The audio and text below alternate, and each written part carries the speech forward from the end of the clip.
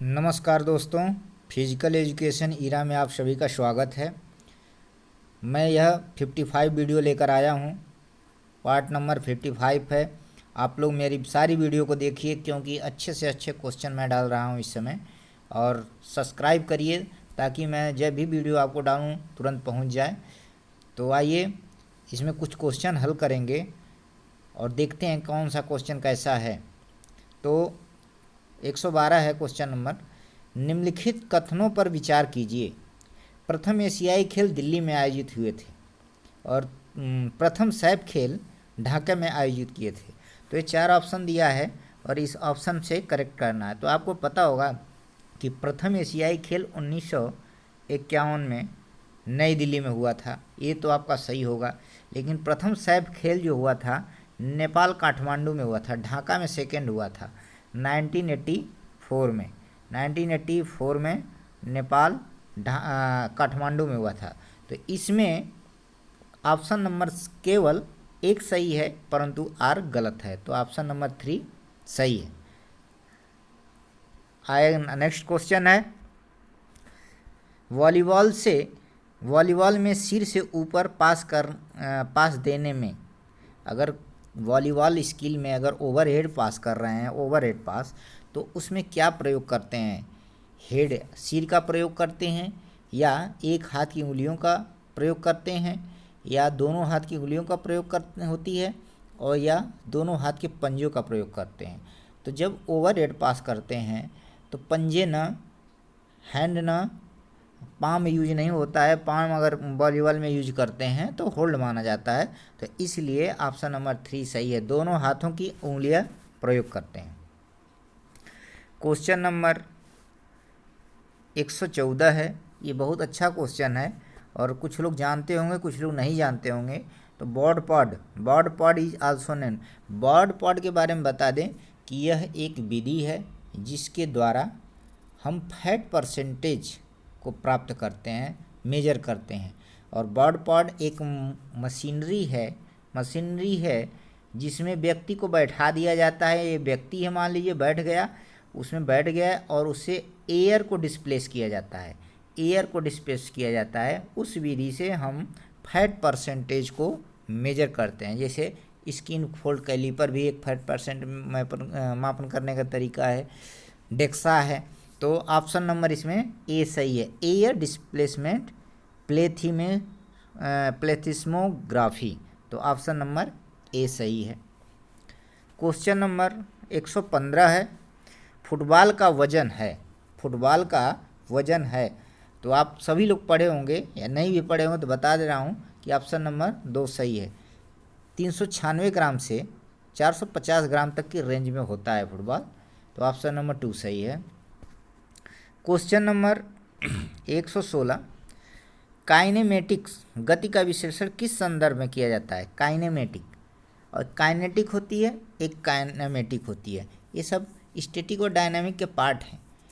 तो इसमें आप देखिए कि जो काइनेमेटिक की बात किया है तो काइन माने गति होती है, मेटिक काइनेमेटिक। जब हम गति मतलब कि मोशन का अध्ययन करते हैं तो उसको काइनेमेटिक कहते हैं। तो इसमें क्या क्या दिया है कि, और सुनिए, अब काइनेटिक होता है कि जब हम फोर्स का अध्ययन करते हैं, फोर्स का अध्ययन करते हैं तो उसको काइनेटिक बोलते हैं। अब मोशन का अध्ययन करते हैं तो उसको काइनेमेटिक बोलते हैं। और मोशन में आ गया आपका वेलोसिटी, एक्सेलरेशन, डिस्प्लेसमेंट। तो इसमें दोनों सही है, ये भी सही है, एक्सेलरेशन, डिस्प्लेसमेंट, यानी कि ऑप्शन नंबर 3 सही है, both acceleration and displacement. Next question है कि kyphosis deformity is also called. जो काइफोसिस होती है, एक कोबड़ापन जिसे बोलते हैं, काइफोसिस कोबड़ापन, उस डिफॉर्मिटी को क्या बोलते हैं? तो इसको बोलते हैं हॉलो बैक तो लोडोसिस को बोलते हैं, मैं वीडियो में बता चुका हूँ। हॉलो बैक को लोडोसिस बोलते हैं। राउंड बैक, लेटरल बैक को काइफोसिस बोलते हैं, जो ऐसे सी आकार का ले लेती है, इस आकार का, सी आकार का। लेटरल बैक का स्कोलिसिस बोलते हैं और बैक कर्व। तो इसमें ऑप्शन नंबर 2 सही है, राउंड बैक बोलते हैं, काइफोसिस को राउंड बैक बोलते हैं। क्वेश्चन नंबर 118 है कि कृष्णा पूनिया किस खेल से संबंधित है। कृष्णा पूनिया का नाम सुने ही होंगे, ये हैं एथलेटिक्स से। कृष्णा पूनिया है एथलेटिक्स से। ऑप्शन नंबर 3 सही है। क्वेश्चन नंबर 119 है लीड अप गेम हेल्प। जो lead up game specific lesson plan में जो लीड अप एक्टिविटी होती है वो किस के लिए सहायक होती है, किस क्या सीखने के लिए सहायक होती है, हेल्प करती है। तो ऑप्शन नंबर 1 है टू प्रोवाइड रिक्रिएशन, मनोरंजन प्रोवाइड कराती है। 2 है कला उपलब्ध कराने में, और उसके बाद तालमेल उपलब्ध कराने में, उसके बाद मनोरंजन उपलब्ध कराने में तथा कौशल बढ़ाने में। बात सही है। जो लीड अप एक्टिविटी होती है रिक्रिएशनल के साथ साथ स्किल का भी इम्प्रोवाइजेशन होता है, इम्प्रूवमेंट होता है। तो ऑप्शन नंबर 4 सही है। नेक्स्ट क्वेश्चन है कि ओलंपिक के झंडे पर 5 अलग अलग रंग की आपस में मिले होते हैं, वो किसका प्रतीक है, वो किसका प्रतीक है। तो देखिए ये ऑप्शन नंबर 1 है कि यूनिटी ऑफ द वर्ल्ड। 2 है द ब्रदरहुड एमंग मैनकाइंड, यानी दुनिया की एकता, मानव जाति में भाईचारा, अंतर्राष्ट्रीय सहयोग, आम आदमी की खेल भावना। तो ऑप्शन नंबर इसमें कहीं कहीं दुनिया की एकता भी देता है, भाईचारा भी देता है, तो इसमें ऑप्शन नंबर 2 सही होगा। ब्रदरहुड एमंग मैनकाइंड, मानव जाति में भाईचारा। क्वेश्चन नंबर 121 है कि अब इसको मैचिंग करना है, मैचिंग तो फॉलो। तो ये लॉन्ग बोन कहाँ पाई जाती है, शॉर्ट बोन, फ्लैट बोन और सिस्माइड बोन। लंबी हड्डी, छोटी हड्डी, चपटी और सिस्माइड बोन। तो लंबी हड्डी की बात करें तो लॉन्ग बोन जो होती है टीबिया होती है, और शॉर्ट बोन होती है रिस्ट की बोन होती है। उसके बाद फ्लैट बोन स्कैपुला की होती है, और सिस्माइड मान लो सिस्माइड बोन ऐसे इस टाइप की होती है, तो हो गई पटेला। सिस्माइड बोन पटेला जो नी में पाया जाता है। तो इस तरह आप लोग इसको मैच करा सकते हैं, आप मैच करा सकते हैं ऐसे। आइए नेक्स्ट क्वेश्चन। नेक्स्ट क्वेश्चन है 122 which of the following is not a playing surface. हमें कहा है कि निम्नलिखित में से कौन सी खेल की सतह नहीं है, खेल की सतह नहीं है। तो आपको बता दें कि कौन कौन सी खेल की सतह है इसमें, कौन नहीं है। तो पॉलीग्रास जो है खेल की सतह है, एस्ट्रोटर्फ खेल की सतह है, साइबैक्स ये खेल की सतह नहीं है, और टेराफ्लैक्स ये भी खेल की सतह है। तो नहीं पूछा है तो ऑप्शन नंबर 3 सही है, साइबैक्स खेल की सतह नहीं है। क्वेश्चन नंबर 123 है कि हड्डी टूटने पर तुरंत क्या उपचार है। अगर आप किसी का फ्रैक्चर हो जाता है, हड्डी टूट जाती है, तो इमीडिएट क्या करना चाहिए। दिया है ऑप्शन नंबर 1 है रोगी को डॉक्टर के पास ले जाएं, चोट वाले भाग की हलचल बंद करें, बर्फ से उपचार करें, टिटनेस विरोधी इंजेक्शन लगाएं। तो सबसे पहले जो फर्स्ट इमीडिएट केयर है उसको बोलते हैं कि चोट लगे वाले भाग को हलचल बंद करें, जो जिस पार्ट पे चोट लगी है, टूटा है, वहाँ का मूवमेंट ही रोक दें। ऑप्शन नंबर 2 सही है। क्वेश्चन नंबर 124 है कि जॉन डीवी को किसका जनक माना जाता है। जॉन डीवी को किसका जनक माना जाता है। तो जॉन डीवी हमेशा प्रयोगवाद, व्यवहार्यवाद पर विश्वास करते थे। तो ऑप्शन नंबर 1 सही है, प्रैग्मेटिज्म, व्यवहारवाद। और आइडियलिज्म की बात करें तो आइडियलिज्म का जो प्रतिपादक हैं प्लेटो हैं, रियलिज्म का अरस्तू हैं, और रियलिज्म का अरस्तू हैं, उसके बाद नेचुरलिज्म का रूसो हैं। तो इस प्रकार आप जान सकते हैं कि मैंने बता दिया ना कि मैं प्रत्येक क्वेश्चन ऑप्शंस को अच्छे से एक्सप्लेन करता हूं ताकि आपको यहीं से नॉलेज मिल जाए, बाकी की ज़्यादा पढ़ने की ज़रूरत न पड़े। हमारी अगर वीडियो देखते हैं तो आप पूरी तरह से कॉन्फिडेंट हो जाएंगे। क्वेश्चन नंबर 125 है कि ये सीलर तथा स्पेंसर खेल के सिद्धांत में से किस एक से संबंधित है। तो देखिए सीलर और स्पेंसर जो खेल का सिद्धांत दिए थे वो ऑप्शन नंबर बी है, सरप्लस एनर्जी। और एंटीसिपेशन पूर्वानुमान का सिद्धांत कार्ल ग्रुज ने दिया था, और उसके बाद रिकैप्सुलेशन का सिद्धांत स्टेनली हॉल ने दिया था, और रिक्रेशन का जीटी पैट्रिक ने दिया था। तो मैं इस पे एक अच्छी वीडियो ट्रिक के साथ बना चुका हूँ। आप हमारी वीडियो सर्च कर सकते हैं। उस वीडियो का नाम है हाउ टू, कैसे याद करें खेल थ्योरी को। ऐसे लिख देंगे और मेरा नाम डाल देंगे तो आ जाएगा। मेरा नाम नागेंद्र यादव है। क्वेश्चन नंबर 126 है कि कबड्डी खेल में लोना के लिए कितने अंक दिए जाते हैं। तो कबड्डी खेल में लोना के लिए, आप लोना होता क्या है पहले बता दे रहे हैं कि मान लीजिए एक टीम में 7 प्लेयर हैं, एक टीम में 7 प्लेयर। जब ये सातों प्लेयर आउट हो जाते हैं तो जितने उस समय आउट होते हैं प्लस 2 मिलकर स्कोर दिया जाता है। तो उसमें 2 पॉइंट मिलता है। लोना का 2 पॉइंट मिलता है। ऑप्शन नंबर 4 सही है। किन्सियोलॉजी अध्ययन। किन्सियोलॉजी किसका अध्ययन होता है? तो देखिए, काइन मीन्स गति होता है, और लॉजी माने अध्ययन, गति का अध्ययन, यानी कि गति का अध्ययन ही किन्सियोलॉजी कहलाता है। तो ह्यूमन मोशन और गामक गति, मोटर मूवमेंट, फिजिकल फिटनेस और एंथ्रोपोलॉजी। तो ऑप्शन नंबर 1 सही है। ह्यूमन मोशन का किन्सियोलॉजी के अंतर्गत अध्ययन करते हैं। क्वेश्चन नंबर 128 है कि who is known as father of yoga, यानी कि योगा के फादर किसे कहते हैं? महर्षि पतंजलि को योगा का फादर कहते हैं। क्वेश्चन नंबर 129 है और ये मैचिंग वाला है। आप लोग मिला सकते हैं कि हॉकी किससे संबंधित है। तो हॉकी है रंगास्वामी से, बैडमिंटन है उबेर कप से, और फुटबॉल है रोवर्स कप से, और टेनिस है डेविस कप से। तो ऐसे आप मैच कर सकते हैं और याद कर सकते हैं। आइए नेक्स्ट क्वेश्चन। हॉकी में कौन सा तकनीकी शब्द प्रयोग किया जाता है? Injector, putting, let, stick. तो जो टेक्निकल वर्ड है हॉकी में स्टिक माने हॉकी भी बोलते हैं स्टिक। तो ऑप्शन नंबर 4 सही है। Question number 131, the objective of physical education is, यानी शारीरिक शिक्षा का लक्ष्य क्या है?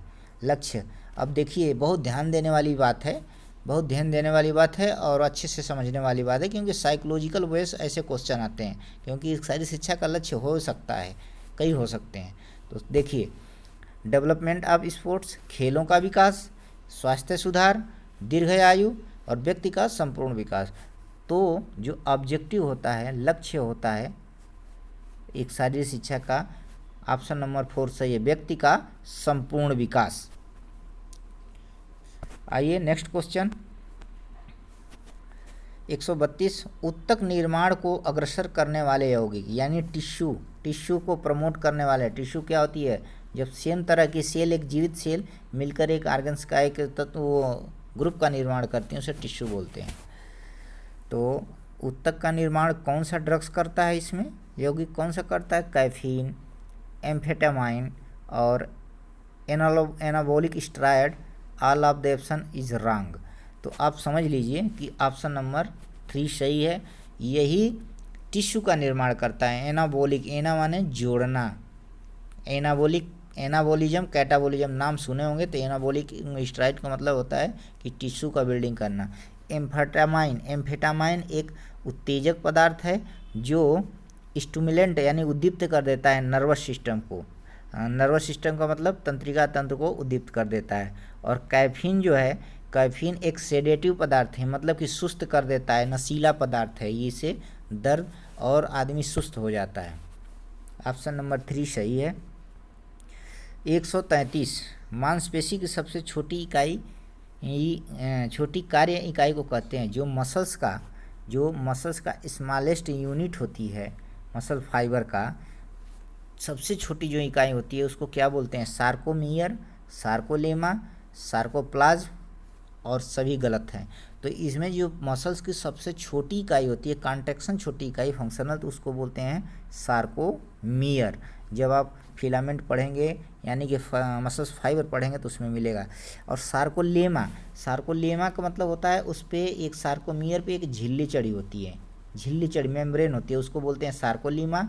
और सार्कोप्लाज्म यानी कि ये फ्लूइड में जब ये पूरा ये एक फ्लूइड में डूबा होता है उसको बोलते हैं सार्कोप्लाज्म।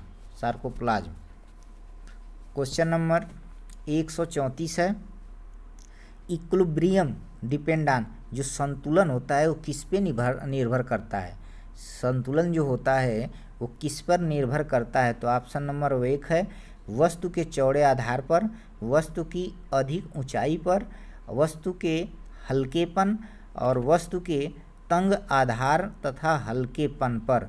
तो इसमें ऑप्शन नंबर 1 सही है। अब आप सोच सकते हैं कि कैसे, आप सोचते होंगे कि कैसे ये होगा, 1 सही है, क्यों नहीं ये होगा, तो मैं बता दे रहा हूँ।